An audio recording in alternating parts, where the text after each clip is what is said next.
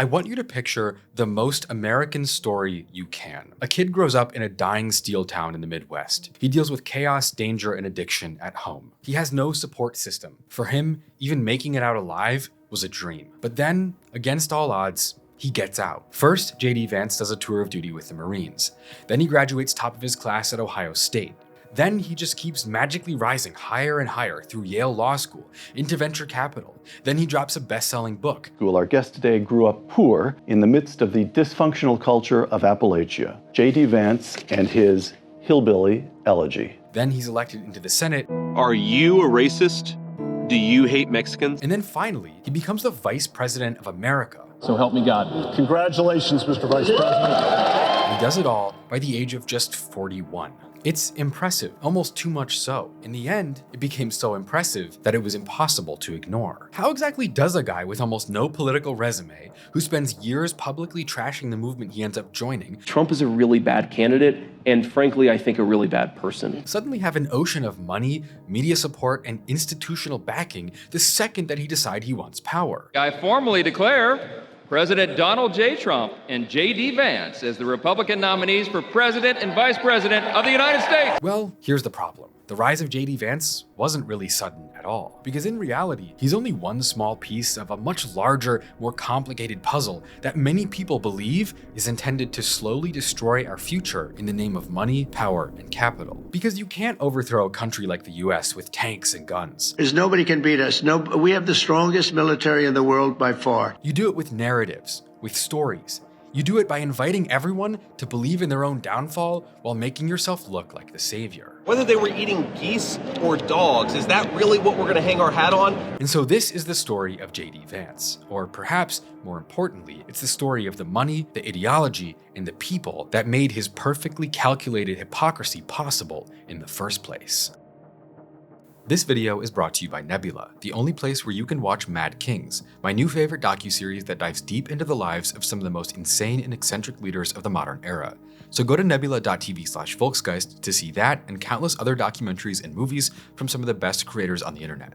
More about that later. In the summer of 1984, a baby named James Donald Bowman was born in Middletown, Ohio, a working-class town that sits 30 miles north of Cincinnati. And Middletown is a place that sits in between two worlds. On the one hand, it's a small industrial Midwestern city, a little bit like Gary, Indiana, or Milwaukee, Wisconsin. On the other hand, being close to places like Eastern Kentucky or West Virginia, a lot of people also moved there from Appalachia, looking for jobs in the steel mills that provided better opportunities than they could find back home. JD's own grandparents had originally been from Jackson, Kentucky, a tiny town of 2,000 people that sits deep in the Appalachian Mountains. He was so Appalachian, in fact, that the story goes that his great-great-great-great-great-grandfather's brother was the father of Jim Vance, the man whose alleged murder of Union soldier Asa Harmon McCoy in 1863 first kicked off the deadly 30-year feud between the Hatfield and McCoy families that would later become one of the most culturally defining events in Appalachian history, spreading all around the United States as a larger-than-life national myth. Middletown, being between those two worlds, also meant that it inherited the worst parts of both of them. It was home to dangerous, exhausting Rust Belt jobs that didn't pay enough. It was full of generational trauma, drug problems, Appalachian social ills. It had all those too, with a child poverty rate of 29% in the 90s and 1 in 4 children ending up in foster care at the height of the 2000s opioid epidemic. Even worse was that by the 90s, many factories had closed, leaving unemployment and poverty rates much higher than the rest of the state, with the median household income in Middletown falling behind the rest of Ohio by almost $20,000. And so that's where JD grew up, in a city defined in many ways by its long-held, deep-rooted struggles. And his family was no exception to that rule. When he was a toddler, his parents separated, with his father walking away from the family forever. And after that, JD's childhood was largely defined by instability and danger. Early on, his mother worked as a nurse, but when JD was a kid, she began abusing the many prescription medications that she had access to at work, and before long, her life fell into a pattern of addiction and dysfunction that began to take a huge toll on her kids. And so after her nursing license was revoked, taking away her access to prescription pills, she turned to heroin. At one point, she crashed her car into a telephone pole. At the same time, she subjected JD to what he would describe as a revolving door of father figures, getting married a total of 5 times, which only further destabilized his childhood. When JD was 12 years old, his mother was arrested, which he tragically remembers as a more positive experience than the stress and fear that he had always dealt with at home until that point. By the time he was in high school, JD was ultimately placed under the permanent care of his grandparents after a particularly violent and traumatizing incident where his mother began speeding on the highway, threatening to beat him from the driver's seat while at the same time saying that she would crash and kill them both. But moving in with his grandparents didn't turn JD's life into a heartwarming family movie. JD's grandmother was a tough woman who had lived a tough life. She had moved to Middletown from Kentucky to look for factory jobs in the late 1940s, when JD's grandpa was 16 and she was just 13. And by that point, she was already pregnant with her first child. She and JD's grandfather, who he would call Mama and Papa, ended up working in factories for their whole adult lives, and they weren't gentle people. Mama owned over a dozen guns and cursed and smoked all day, and would frequently threaten to shoot people who pissed her off. Now, my mama died shortly before I left for Iraq in 2005. And when we went through her things, we found 19 loaded handguns. They were... But underneath all of that, JD's grandparents gave him something that he had never had before: dependability. They made sure he went to school. They made sure he did his homework, didn't talk back or disrespect them, didn't do drugs. They might still have the Appalachian generational trauma, the scars of life in Middletown or Kentucky, but they were stable. Most of all, though, was that JD was even encouraged to grow. Being raised by his mom, JD's mental and emotional energy would often be totally consumed by his mother's meltdowns, the screaming matches, the overdoses, the arrests, the car crashes, the feeling of not knowing if he'd survive until the next week. But now, someone cared. Mama pushed him to pay more attention in school. She scraped together money to buy him things like books and graphing calculators. She expected him to work hard and be disciplined and smart. And so before long, JD began to thrive. And in his senior year at Middletown High, JD was the class vice president, and he graduated with honors. Originally, he wanted to even enroll at Ohio State, but it was far too big of a leap at the time. His grades were ultimately lacking, and the cost was prohibitive. He would later say, "I didn't know how to balance a checkbook, much less how to complete the financial aid forms for college." And so immediately after graduating, as many kids who come from underprivileged backgrounds and want to escape their dysfunctional life tend to do, JD joined the military, and it would change the course of his life forever. After the 13-week boot camp, he was sent through aptitude tests that ultimately matched him up to be trained as a public affairs Marine. Basically, he would be the guy who manages the Marine's reputation with the general public through press releases, photos, articles, and videos. People who worked within the Marines remember that he liked reading political papers and magazines and websites and arguing about politics with any coworker who would listen. At one point, someone printed out a picture where his face had been photoshopped onto George Bush and hung it around the base, joking that someday JD might be president. And while at first he started out working on the base newspaper at his home base in Cherry Point, North Carolina, by 2005 he was deployed to the Middle East to serve as a combat correspondent, traveling with combat units and photographing what they were doing at the front lines of the war as both a journalist and an armed soldier at the same time. But when JD Vance arrived at Al-Assad in Iraq, the reality didn't match the story that he'd been sold back home. Later, he would describe a turning point, because when he was assigned to help secure polling stations during a special election, he was struck by how indifferent many Iraqi poll workers seemed. In his retelling, they were more focused on getting their day rate for work than on any grand freedom and democracy mission. Years afterward, he would write that he went to Iraq as a young idealist committed to spreading democracy, but returned in 2006 skeptical of the war and the ideology behind it. In 2016, he called the Iraq War a terrible mistake pushed by an incompetent president, saying that what he saw there convinced him he'd been lied to. But all the same, by the time he was finished with the military, the biggest effect it had on him was that it taught him how to function. And so upon returning from Iraq in 2006, JD went back to Ohio and enrolled in Ohio State, where he would graduate summa cum laude with a degree in political science and philosophy. The kid who couldn't even get into college at 18 not only ended up the first in his family to have a degree, but ended up graduating at the top of his class. Now he was ready to take on new challenges that never would have been possible before. And so, in the fall of 2010, at the age of 26, JD Vance arrives in New Haven to attend law school at Yale. This isn't Middletown. This isn't a training base in North Carolina. This isn't Al-Assad Air Base in Western Iraq, or God forbid, Columbus, Ohio. This is one of the world's primary centers for academia, research, law, and medicine. This is Yale, where intelligence agencies like the CIA recruit their best and brightest. Which of course reminds me that our brand new sweatshirt, the CIA Journalism Award, is available online right now. I made this design as a depressing yet true reminder of how important it is to always tell the truth and aim towards building a better world, no matter what the price might be. I know it's probably like the most depressing YouTube merch ever made, but in a moment when our country needs the truth and needs to hold itself accountable more than ever, I think it isn't just depressing, but it's deadly serious, if you guys understand what I'm saying. But anyway, as always, these are all made in the US by hand at our local shop, and they can be purchased right now at spiritworld.store, or you can scan the QR code or go to the link below. Buying these hugely supports the channel, hugely enables me to keep doing what I do. So again, thanks for the support, I appreciate it. Plus, free shipping on all orders at spiritworld.store. You name it, some of the brightest minds from all over the world go to Yale to learn. This is where future CEOs, politicians, and founders meet and form bonds and build their network. And suddenly, JD Vance found himself in the middle of all of it. But you know, the story goes that at first, when JD Vance gets to Yale, he has no idea what's going on. I was joking about Middletown and Columbus and North Carolina and Western Iraq,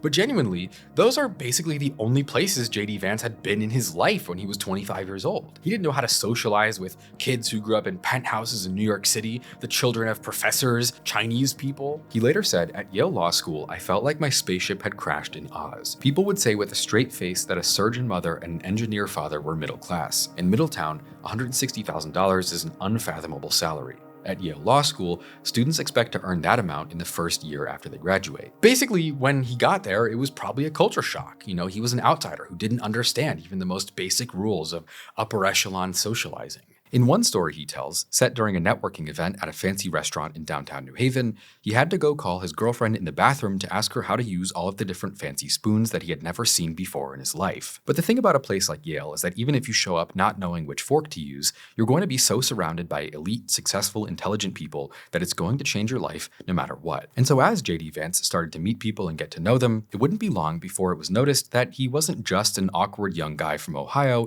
with a complicated past, because it was, in fact, that very turbulence that gave him a unique strength no one else had.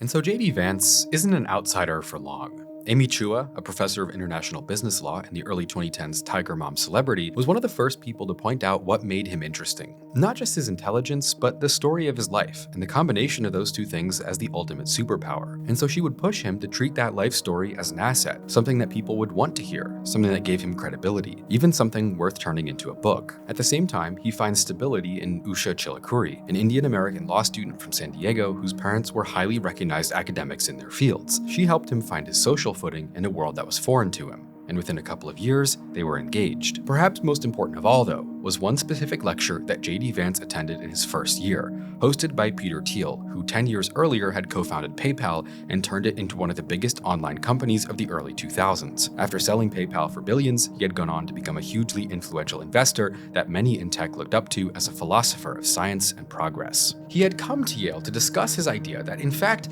technology and progress were suffering from stagnation, and that both Silicon Valley entrepreneurs and elite law students were all focused on the wrong things. That everyone was looking for high-paying corporate jobs, trying to build new social media apps, whatever it was.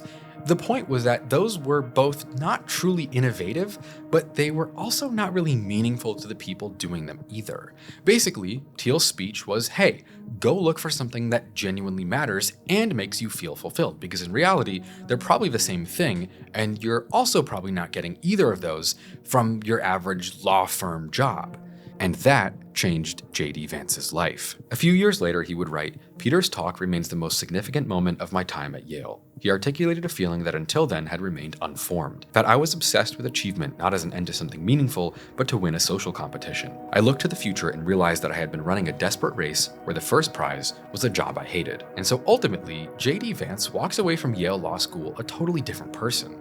He starts out as this poor kid, the son of a drug addict from a steel town in Ohio, going into the military because he doesn't know how to fill out the application for Ohio State, and then he walks away a few years later with a social network worth millions.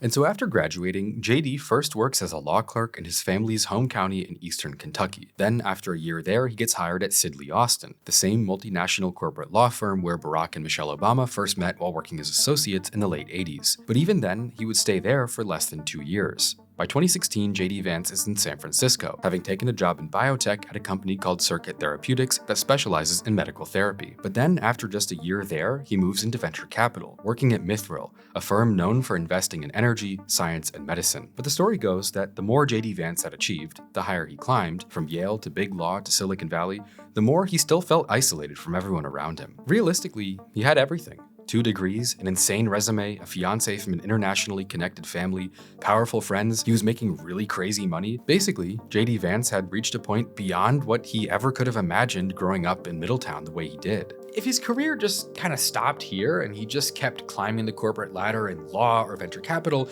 then this video wouldn't even really exist, right? I mean, it would just be like, okay, for the next 30 years, J.D. Vance hung out in boardrooms, billed hours, and made just enough money to live nicely, but not enough to make any meaningful change in the world. But he felt that disconnect between the elites of America like he had become and the other 90% of the country where he had grown up. He later said, "I wrote Hillbilly Elegy because I wanted to give people a sense of what it was like to live in a community like mine. I didn't think there was a whole lot of stories being told about white working class Americans." And so in 2016, while he's still working in venture capital, J.D. Vance hops off the corporate treadmill and turns his life story into a book. Hillbilly Elegy, released in the summer of 2016, was part memoir and part social commentary. It was a story about the socioeconomic problems of his hometown, how they affected the trajectory of his life, his family's life, the life of the people he grew up around, and how that played into a lot of the problems America was facing at the time. And it made him a celebrity overnight. Well, I'm joined live from San Francisco by the author J.D. Vance. His best-selling memoir, Hillbilly Elegy, depicts what it's like to grow up white and poor in America, and it's taken the country by storm. J.D. Vance, drug problems, joblessness, JD's poverty, book came at a moment when his personal story was exactly what America wanted to hear. Sure, it was just a memoir about a kid from a broke working-class town who later reached elite circles, but more than that, it was bleeding-edge commentary. It was a claim about what went wrong back home and what, supposedly, could be done about it. And it landed at the perfect moment. I am officially running for President of the United States.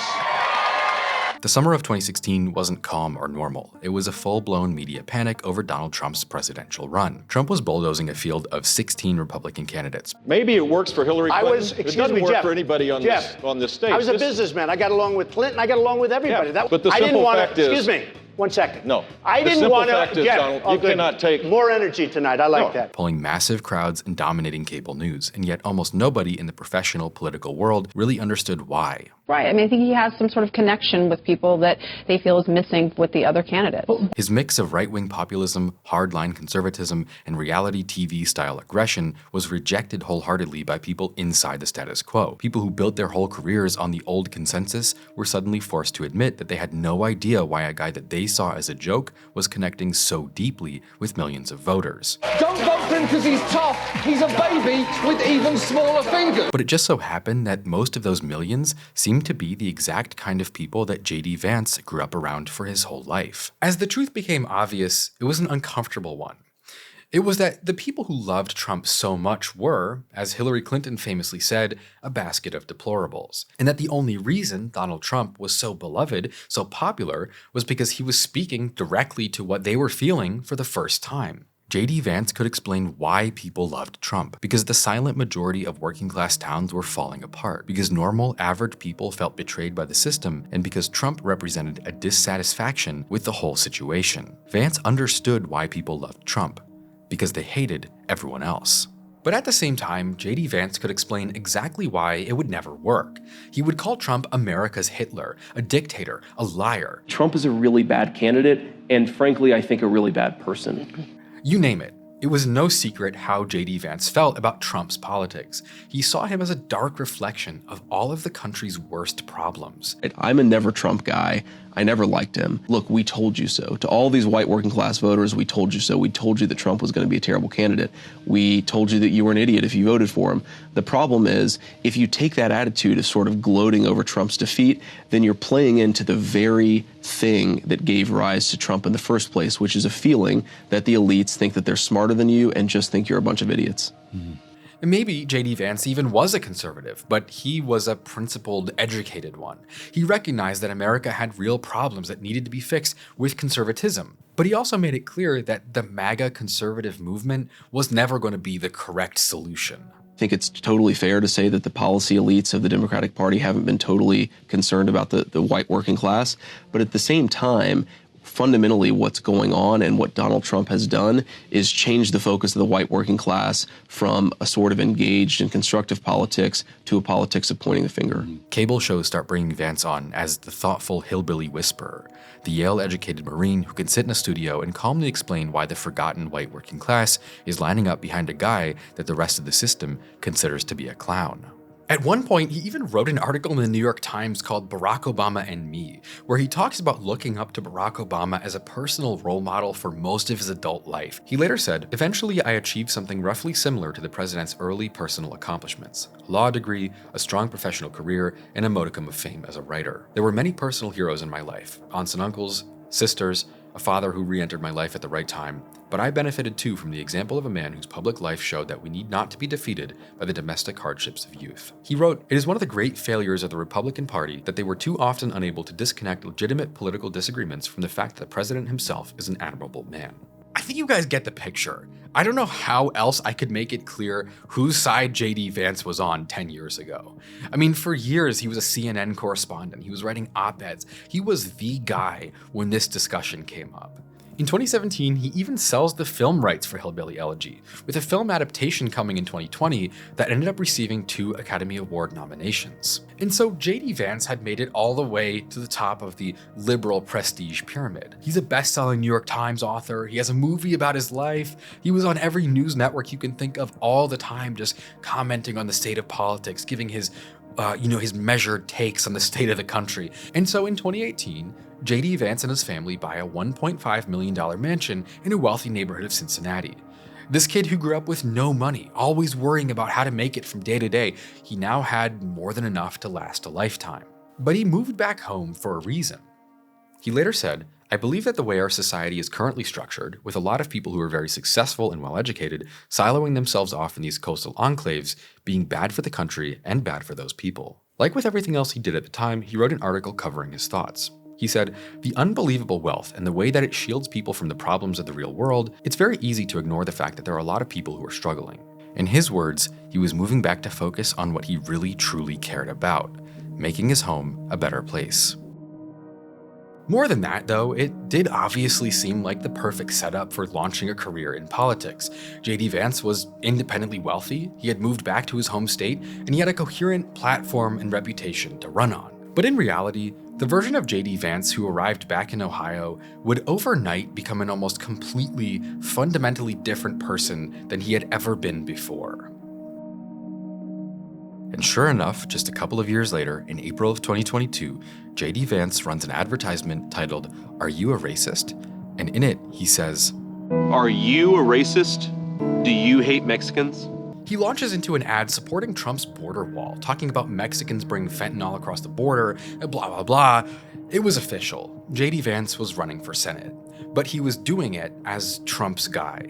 Vance's campaign for Senate was out and out MAGA. He rails against Joe Biden's immigration policies, he talks about getting rid of legal immigration, he goes on and on about a zero-tolerance abortion policy, he advocates for firing bureaucrats and replacing them with Trump loyalists. My point is that when J.D. Vance was running for Senate, he said just about anything he possibly could to win the MAGA vote. He even goes on television apologizing outright for everything he's ever said in the past.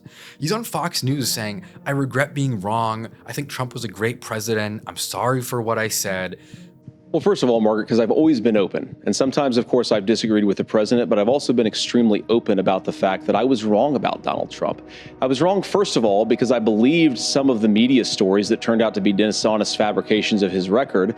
But most importantly, Donald Trump delivered for the American people. At rallies, he says, "The simple fact is, he's the best president of my lifetime, and he revealed the corruption in this country like no one else." Although ultimately, beyond the TV appearances and podcast interviews, what Vance needed above everything else was Donald Trump's forgiveness. But then, just a few months after the election, Trump announces that he had picked the Ohio candidate he wanted to endorse, and it was J.D. Vance. In November, Vance wins by a thin margin, defeating Democrat Tim Ryan to become the junior senator from Ohio at the age of 38, the youngest person to be elected to that office in over 100 years. And he did it on the MAGA platform he had spent the last 6 or 7 years railing against in public. But then he doesn't stop there. Because before his first term in the Senate is over, less than 2 years into Vance's career as a politician, Trump picks him as his running mate on the campaign to get back into the presidency. And so at the age of 40 years and 100 days, J.D. Vance becomes the second youngest vice president to ever enter office. And he does it without ever really having had a career as a politician in the first place. But that's actually kind of crazy. He has this inspiring rags to riches story, but when you actually look at his resume, the rise to power is overly sudden. His political record, let's just call it thin, all right? Let's put it nicely and say his political record is skinny. This is a guy who just becomes the vice president without really ever having had a career in politics to begin with. He just walks into the White House with no experience. In fact, he has negative experience. Right before J.D. Vance runs for Senate, he was railing against the political movement that he suddenly just gets picked to lead a couple years later. But I don't really think it's that simple, okay? You can call J.D. Vance a grifter or a liar, a typical politician, but I don't think that's what we're working with here. There are grifters all over politics. I mean, 8 years ago, the entire Republican Party hated Donald Trump. Of course, though, they all fall in line once they realize that's the way the party's going. But again, I just don't think that's what's going on here. According to J.D. Vance, when he's on TV doing his apology tour, he realized that Donald Trump had been right all along and that he was wrong. He had been misled by the media, and actually, sure, why not? Why not refine your beliefs over time? Why not change your mind based on truth and facts and evidence? Like I said though, if this were just the story of one more guy selling out for Trump's approval, the video would be over. We could all roll our eyes and just chalk it up to typical politician bullshit, and the story ends there. We all move on with our lives in a state of vague disappointment. But that doesn't actually explain what happened. That doesn't explain how a guy with no political record, who spends years calling Donald Trump a disaster, suddenly has an ocean of money, media, and institutional support snap into place the second he decides he wants to take power. That kind of support doesn't appear out of thin air, especially not for a random freshman senator who used to be on the other side. That's the sort of support that comes when people with a lot of money and a very specific agenda have been quietly investing in you for years. So if we really want to understand how J.D. Vance ends up just a heartbeat away from the presidency, it's not about him being a hypocrite or selling out or whatever. In reality, we have to look all the way back to the beginning and uncover a much more complicated truth about the people who have already been pushing him since before the outside world knew J.D. Vance at all. Because years before the MAGA movement even existed to begin with, a system was being put in place to make sure that J.D. Vance would eventually end up exactly where he now stands today. Let's start with a story that J.D. Vance shows up at Yale Law School as a confused hillbilly who didn't understand sparkling water. Well, it's just not true. That's what he writes in his book, that's what he says to the media over and over and over, but it is not the true story. It starts with David Frum. In the early 2000s, Frum worked for years as a speechwriter in George W. Bush's White House. He's the one who came up with the famous Axis of Evil quote during the Iraq War. After that, he works at various think tanks and writes about politics for a number of magazines and papers. And then, in 2009, he founds a new political blog all his own called the Frum Forum, with the aim of creating an online community featuring many different voices that appeals to younger readers who are often repelled by mainstream conservatism.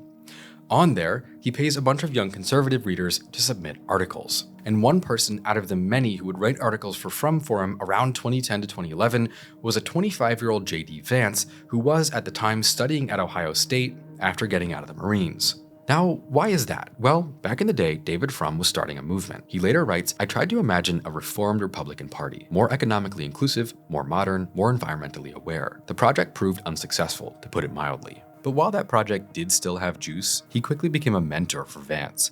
He had him as a guest at his home in DC for dinner parties. He helped him outline and plan a book he wanted to write about his childhood in Ohio. In one article he wrote about his relationship with Vance a couple of years ago, he writes out what the plan was all along. Before the 2016 election, J.D. Vance's future political path looked straightforward. He would await the expected Trump defeat, then emerge as a next-generation Republican savior, a candidate who could speak from his origins in Appalachia to the suburbs of Columbus, all while preserving his connections to his donors in Silicon Valley. And so ultimately, even before J.D. Vance gets to Yale, it's already being planned by elite conservative figures that he's on the track to becoming a political leader.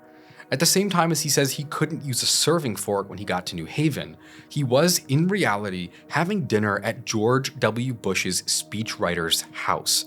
Funny enough, one of the main reasons that David Frum seems to hate J.D. Vance now and continues to write articles about him to this day is because Frum is a massive Zionist, and Vance seems to have flirted a little too much with critics of Israel. Well, anyway, too, he writes, his abilities I never underestimated. What he was willing to do for political advancement, I did. The anti-populist conservative Vance persona of 2010 to 2017 was well designed to please the individuals and constituencies that held power over his future at that time. The angry white male persona of 2017 onward was as perfectly aimed at the Thiel-Trump-Tucker nexus as the earlier iteration had been to the Aspen-Atlantic one. While David Frum may have given J.D. Vance his start in political blogging, and he may even have been grooming him to be a political superpower later on, and his recommendation may even be the reason why J.D. Vance got into Yale to begin with J.D. Vance being a student at Ohio State and David Frum being a high-level political speechwriter who went to Yale, he wasn't the only person who would realize that J.D. Vance's Ohio origin story was the ultimate political superpower, because he's definitely not the reason why J.D. Vance ends up in the White House. Because, in fact, there was also a much bigger fish behind Vance's shoulder for a long time. So here's what happened. In 2011, J.D. Vance goes to billionaire entrepreneur Peter Thiel's guest lecture at Yale, and it makes him realize there's more to life than law school, and blah, blah, blah, blah. We know the story, okay? He later says that he loved the lecture so much that he emails Thiel after, who sets up a meeting, and then they begin this long-running mentor-mentee friendship. And so here's the part that's really crazy. Hillbilly Elegy was never just a memoir that launched J.D. Vance's public career. It was always meant to make him a politician. From the start, it was a plan by Peter Thiel to help Vance cultivate influence and build up towards power, because Peter Thiel would pull every lever he had available to make this book possible. Because as we saw, the idea wasn't originally to make J.D. Vance the MAGA guy. Originally, he was supposed to be the anti-Trump, the guy who comes after Hillary and explains to every little unwashed, blue-collar undesirable why Trump was bad. And because most people genuinely thought that in 2015, Trump was a freak event, a bubble that would burst, and that there was no way that he would build a real movement and actually lose to Hillary Clinton. Even on the morning of the election day that year, the odds were like 9-1 that Trump was not going to be the president. That's what everyone believed. And so the reception to Hillbilly Elegy was a setup. It was meant to make J.D. Vance look like this principled anti-Trump conservative who could step in and pick up the pieces after the Trump movement burns out. He was David Frum and Peter Thiel and everyone else's plan to gain power after Trump disappears. And Peter Thiel pays for all of this to happen. Step 1 worked really well. J.D. Vance becomes this little CNN celebrity and his book is everywhere. But then Trump wins. The strategy collapses. It becomes pretty clear pretty quickly that the principled anti-Trump conservative has no future in politics. The world moves on. And J.D. Vance ends up trapped in the worst position he could possibly be in, having built a brand on bashing Trump. Like, you're trying to set up for a career in politics and you accidentally end up criticizing the guy who becomes God Emperor of the universe. Without Trump, he would have no more donors, no future, and no movement. Because when J.D. Vance moves back to Cincinnati in 2018, he immediately founds 3 new organizations, and Peter Thiel gets involved with all of them. In 2019, J.D. Vance opens a company called Rockbridge that he describes as a political venture capital firm, bringing investors together to fund projects that disrupt the status quo. In plain terms, it's a company with the goal of funding, shaping, and controlling the conservative ecosystem in America. It's not a political action committee, it's not a nonprofit. They are literally going to fund conservative narratives online. Their investors were tech billionaires like Peter Thiel, the Winklevoss twins, Rebecca Mercer, and more, with membership to the group costing up to $1 million per person, with over 200 members as of 2025. Their purpose was pretty clear. They weren't building a fund to give J.D. Vance a Senate candidacy, they were creating a system that could control and influence an entire generation of conservatism. In 2019, he also forms Narya Capital in Cincinnati, a venture capital firm of his own that he used to raise over $93 million primarily from Peter Thiel and his funds that then gets invested in a variety of companies, one of which was Rumble, the video platform that over time has become popular with conservative content creators. They've also invested in the Tucker Carlson network, among others. Basically, J.D. Vance, before running for Senate and after getting back to Ohio, spent a bunch of money investing in taking control of the conservative online entertainment ecosystem. Then, when he announces that he's going to run for Senate in 2021, Peter Thiel gives J.D. Vance $15 million, the largest amount of money ever given to a single Senate candidate, through a super PAC running ads online and on TV for J.D. Vance's campaign. J.D. Vance is sending a message. The elites plunder this country and then blame us for it in the process. And when those Americans dare to complain about the conditions of their own country, if they dare to complain about the southern border or about jobs getting shipped overseas, what do they get called? They get called racists. They get called idiots. They need somebody who's willing to speak for them, who's willing to fight for them. You really, I think, understand what's gone wrong with the country. Protect Ohio Values is responsible for the content of this advertising. The story goes that Peter Thiel even then goes on to organize a meetup between Trump, someone he's donated millions of dollars to, and J.D. Vance, whose career he created, at Mar-a-Lago to introduce J.D. Vance as a newfound MAGA loyalist and earn the endorsement that his Senate campaign would have been dead without. And so what we're looking at is proof that not only is the entire origin story of J.D. Vance's career manufactured, but that the entire trajectory of his adult life has been paid for and planned by someone else, a tech billionaire. Without Peter Thiel, J.D. Vance may never have made it past Sidley Austin. He would probably still be sitting in a boardroom right now taking meetings for mergers and acquisitions in downtown Chicago, collecting a modest $550,000 salary, living in a restored single-family home on the north side, raising his kids. And the important part is that Peter Thiel, over the course of 10 years, pushed J.D. Vance's life in a totally different direction. But why? I mean, Peter Thiel isn't even one of the big tech billionaires. By all accounts, he's a minor player in the world of money and influence. He doesn't own his own social media platform. He's not worth $200, $100, or even $50 billion. He doesn't own any private islands. I mean, his companies aren't even worth a $1 trillion market cap yet. What I'm saying is, he's no Larry Ellison or Elon Musk, all right? But what Peter Thiel does have is a plan for the future of America, a plan that he's been building for over 20 years. And that plan is totally rooted in the fact that Peter Thiel hates Americans. Here's the rundown. Look, if you want to catch the full story, I have an hour-and-a-half-long biography of Peter Thiel. I'll link it below.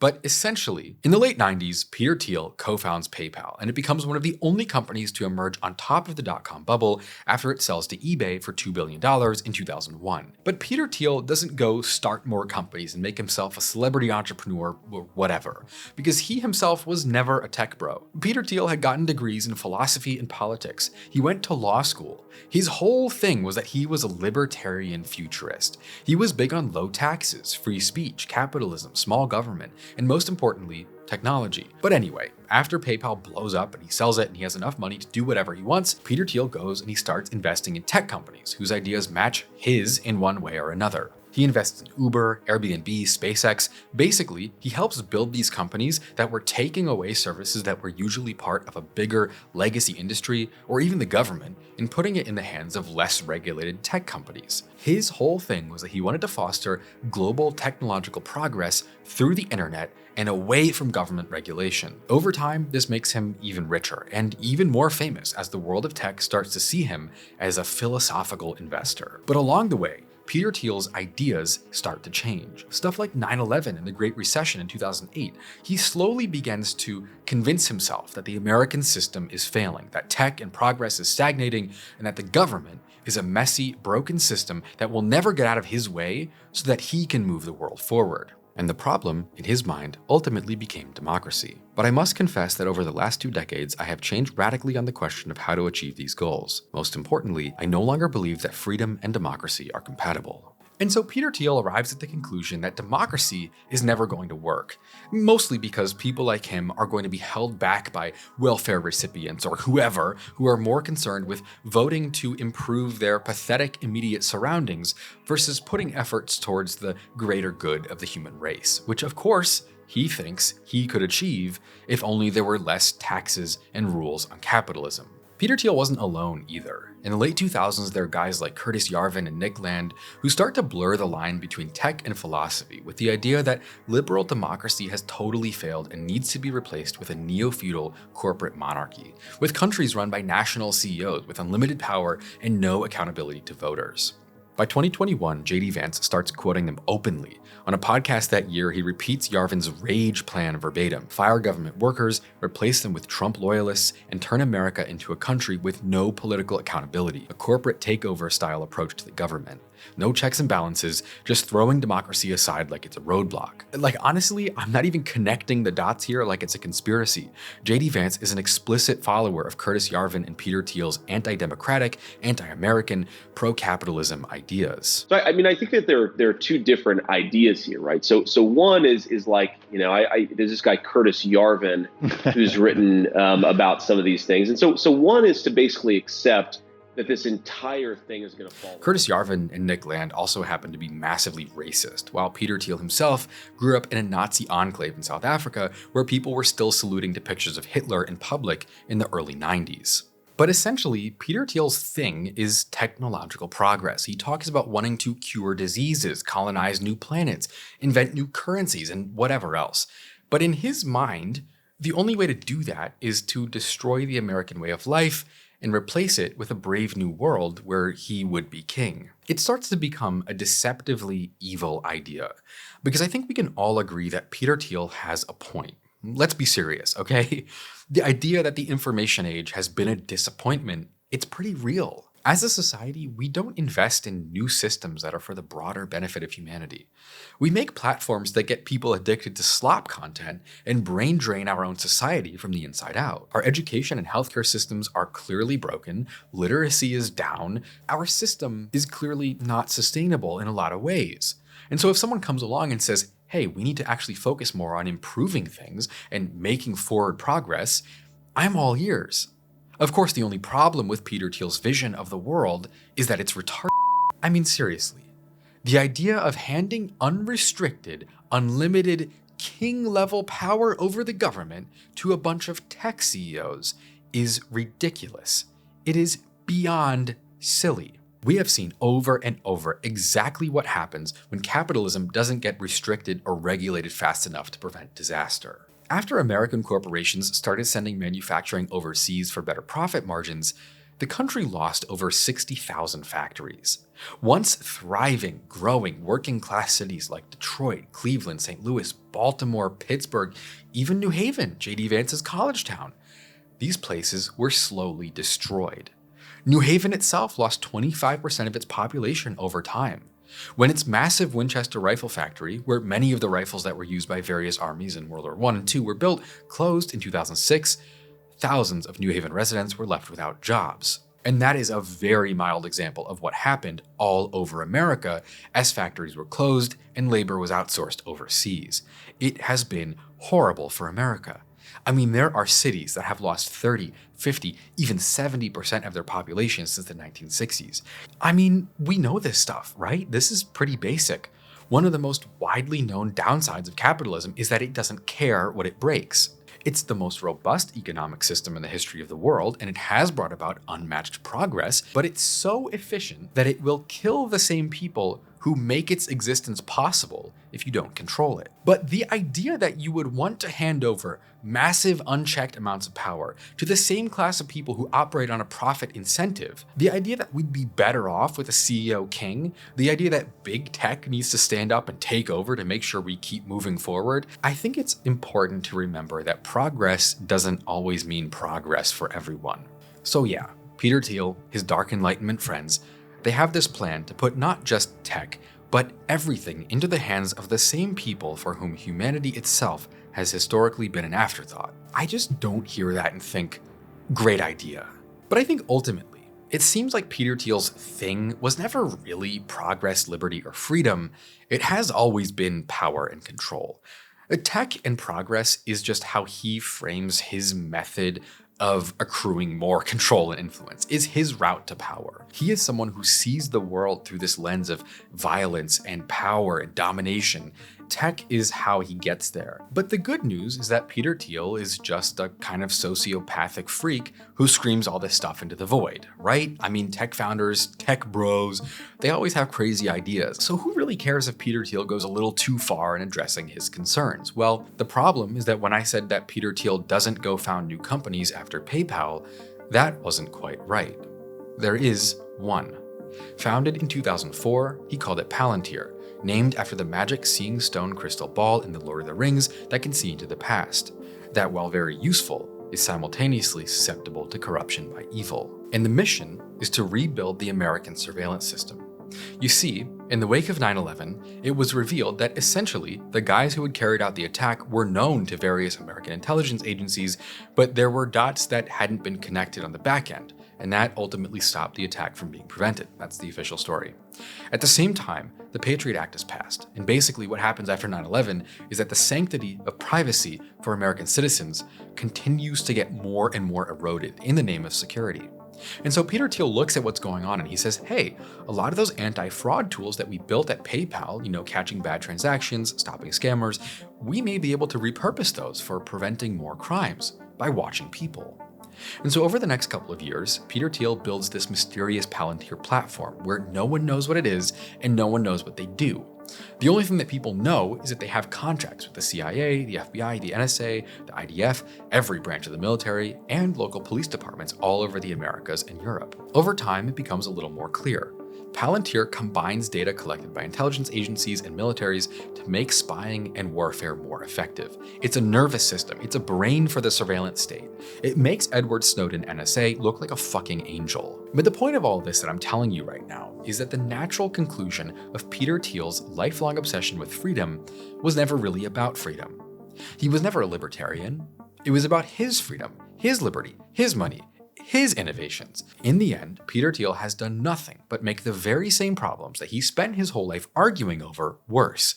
In seeking out his vision of freedom, he built machines that take it away for everyone else. And so ultimately, what we're seeing here is that Peter Thiel's vision of the world isn't a futuristic thought experiment. It's really the oldest idea on Earth, power concentrating upwards. But now, thanks to his relationship with J.D. Vance and the MAGA movement, he sells it as a way to save humanity.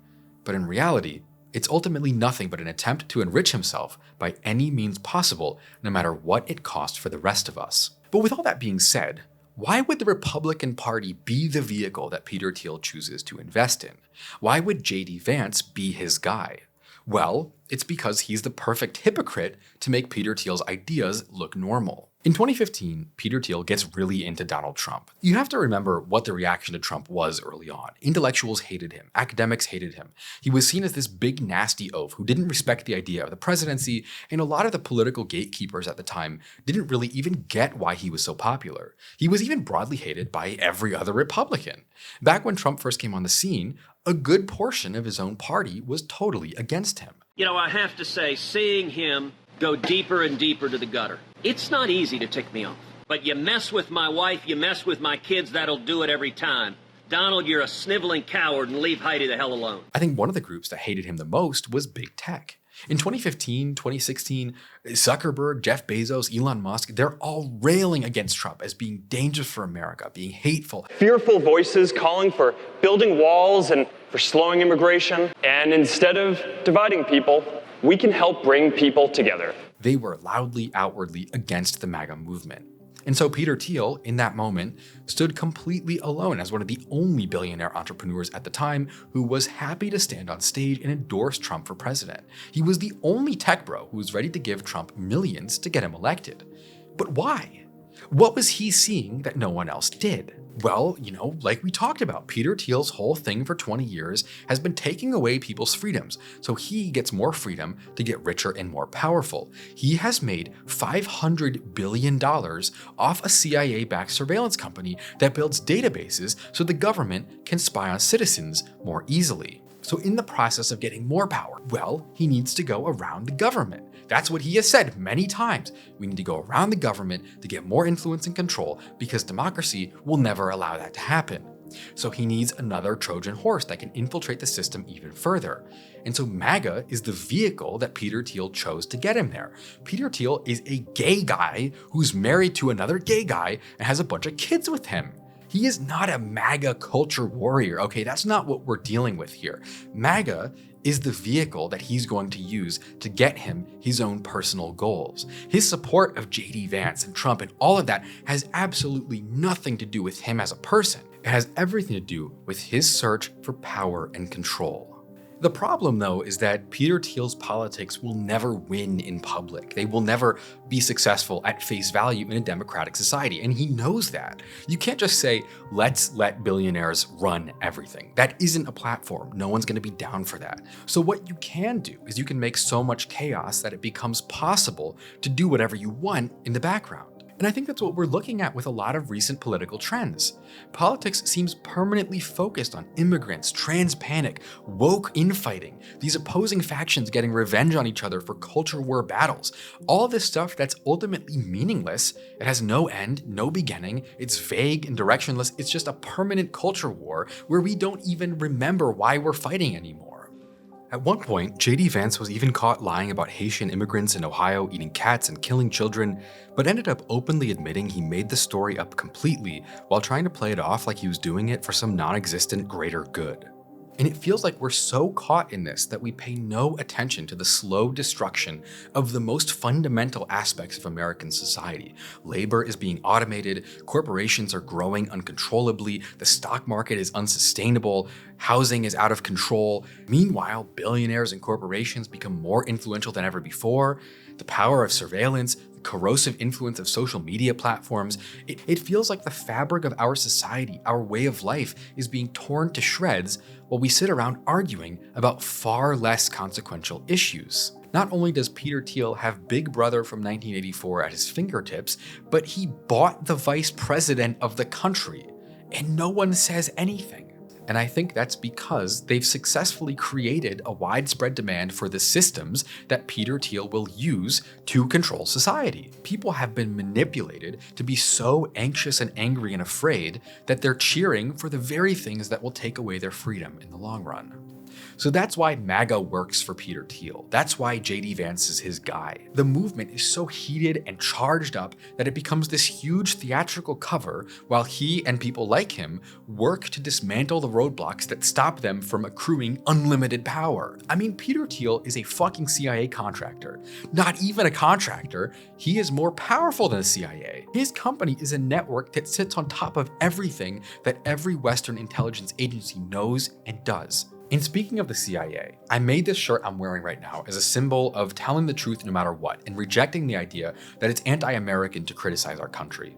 In a moment where there are literally foreign spy-backed people trying to accumulate power under the guise of being a conservative or whatever, it's our job more than ever to connect the dots and understand what's really going on. So yeah, you can go to spiritworld.store, scan the QR code, or click the link in the description right now to cop your Award for Excellence in Journalism today, and maybe say a prayer that I don't get it in real life while you're at it. When JD Vance talks about liberty, he doesn't mean your freedom to live without being tracked, profiled, and squeezed. He means his friends' freedom to build giant surveillance companies, defense tech startups, dark money networks, operating beyond any meaningful public oversight. Freedom becomes the right for billionaires and their companies to treat the country like a lab. Liberty becomes the right to push through whatever policies are good for their portfolios, no matter how many people get chewed up in the process. I'm not here to say that some of MAGA's concerns aren't valid. I'm not an establishment Democrat who wants to go have tea and crumpets and laugh about the languishing lower class, but it is the simple truth that the current Republican movement is in many ways being quietly used as a tool for billionaire oligarchs to increase their influence and fortunes enabled by and at the expense of a group of people who they've convinced to be in a battle with an imaginary enemy. I'm not even saying that this is all some Peter Thiel plan and conspiracy. He didn't build MAGA, he doesn't own it. What I'm saying is that him and people like him are massively benefiting from the fact that MAGA is becoming a movement that manufactures consent for life to get worse, for less liberty and freedom, for a lower quality of life for 99.9% of people. It is ultimately a desecration of humanity. And that's why JD Vance, who we've probably almost forgotten about by now, is the ultimate figurehead for the future of Peter Thiel's vision. All of these guys are freaks. Peter Thiel grows up in a Nazi outpost in the desert in Africa. He transfuses little boys' blood in his veins. He throws his boyfriends off balconies after they disagree with him. He's not going to be president. It's definitely not going to be Larry Ellison. He'd rather stay on the massive private island he owns in the middle of the ocean and vacation in Israel. It's not going to be Jeff Bezos. He's busy bogging out his wife or something. But JD Vance is spotless. He has the perfect backstory for any political platform. He's one of us, always was and always will be. But in reality, the facade is wearing pretty thin. JD Vance isn't a billionaire, he's just friends with all of them. He's not an elite, he just happened to go to Yale Law School. He's for the people. He just happens to have his entire career paid for by someone who wants to replace democracy with kingship. And so before you ask, why is this video focusing on everyone besides JD Vance himself? Well, ultimately, that's the problem. Outside of pointing out the inconsistencies and inauthenticities that surround him, there really is no story of JD Vance. He's so tied to his donors and their ideas that outside of their plans for America, their bad intentions, their evil perspectives and self-serving ideologies, there's not that much else to say about him as a person. And so I think in a way, he just kind of ends up becoming this dark manifestation of everything that we fear about the world of politics. JD Vance has gone so far into playing the character that he claims to be that in the end, he just puts the theater, the corruption, and the greed on full display. It goes deeper than him being a never Trumper for years, and then later coming around once he wanted to be a politician. I mean, look, that is, as far as things go, kind of acceptable. It's not even to mention all the ways that his personal life has come between his political hypocrisy. JD Vance is married to an Indian American woman whose parents are immigrants. Their kids are mixed race. They gave them Indian names. He's part of her Indian family, and his wife is a devout Hindu. But now that the Republican Party has begun drifting towards outright racism, xenophobia, Christian nationalism, he started talking about wishing that she was a Christian. Meanwhile, he goes on stage, he says that we need less immigrants, we need to get rid of legal immigration. He says that women should focus on family instead of careers. Meanwhile, his wife has a high-powered career in law.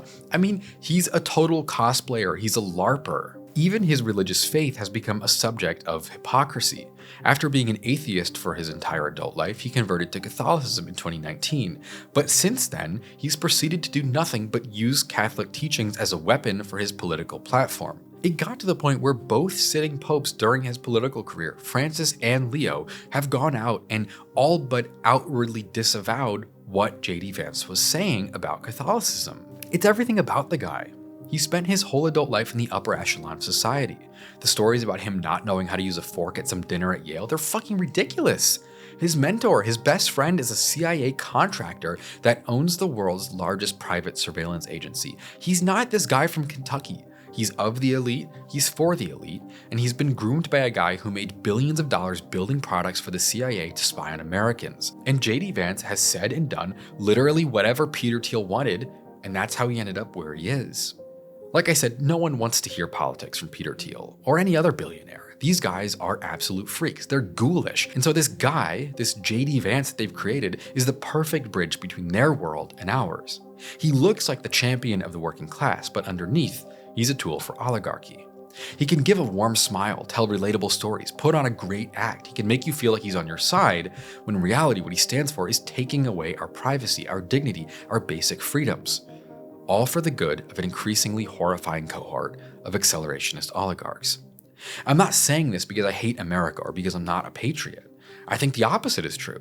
I'm saying it because I care about my future children and grandchildren having a place to live. And so we find ourselves in this deeply frustrating situation. There are so many different groups of people that have real valid concerns. And I think the country, in a lot of ways, the nation, is truly in jeopardy. The American way of life is at stake for a lot of different reasons. And it's horribly frustrating and tragic that we have a candidate like J.D. Vance, who clearly understands a lot of the problems that our country is facing. He knows on a personal level that our culture, our economy, our system is broken for hundreds of millions of people, but he himself has become part of that problem. He himself has slowly had any semblance of real values dissolved and replaced with corporate moneyed interests. He could be a powerful, compelling candidate. He has the life experience to know what we're fighting for and why. But as he stands, he truly represents nothing but maniacal greed. Whatever you want to call it, whatever the movement is named, in the end, it's a facade for greed. And I can't think of anything more anti-American than that. And so as we race towards this future where very soon J.D. Vance is going to be the Republican candidate for president, it's important to remember where his true incentive is. It's not in making the country better, not even from the MAGA perspective. Ultimately, his entire life, career, and political platform was created by people who see America not as a community or a nation, but a market where people and democracy are obstacles to their ultimate goals. So when J.D. Vance talks about freedom and the American people and liberty and blah, blah, blah, it's not our freedom he's talking about, it's theirs. He's talking about the freedom for a handful of unelected billionaires and their private companies to sit above the state and above the public, influencing our opinions, manipulating what kind of society the rest of us are allowed to live in. J.D. Vance's job is to make that look and feel like populism, to convince you that handing more power to this class of people is somehow an act of rebellion against the elites, even though the people who back him are the elites. And so ultimately, J.D. Vance represents the confusion of conservative ideas with billionaire, ultra-capitalist values. He's part of this long transformation that's been going on for years and years and has reached a point where it's impossible to hide from. And so unless we start recognizing him and people like him for what they really are and refusing to play along with it, we're going to wake up one day and realize that the country we thought we were fighting about doesn't even exist anymore. The only thing left will be the people that own it, and the bullshit falsehoods that they've tricked us into arguing about. And I think we should all know what this pattern of power and control can look like when it runs to its natural endpoint, because there are more than enough places where history shows us exactly that. One example that I think about all the time is Idi Amin. He grew up in poverty in 1950s Uganda, rose through the ranks of the government, and after becoming president, became known as the Hitler of Africa, killing up to 500,000 people during his rule, among other atrocities. Obviously, I don't think that explicitly is on J.D. Vance's agenda, but it's fascinating to see how power unilaterally corrupts and what that corruption can bring about later down the line once it's enabled. It's something I've thought about a lot after watching Mad Kings, the new docuseries from Real Life Lore. He has episodes about Idi Amin, Uday Hussein, Kim Il-sung, and more, all focusing on the modern era's most insane rulers and kings with details and content that go far beyond the average YouTube video. And that's because it's an exclusive Nebula original series. And a big part of Nebula's mission as a streaming platform is to be the best place for creators to make work that we couldn't make anywhere else. That's why they have countless fascinating documentaries about history, culture, politics. They have it all. Actually, we have it all. I'm part of Nebula. I helped found it. I have a lot of exclusive content on there, but it's not just me. Nebula is home of creators like Lindsay Ellis, Neo, Bobby Broccoli,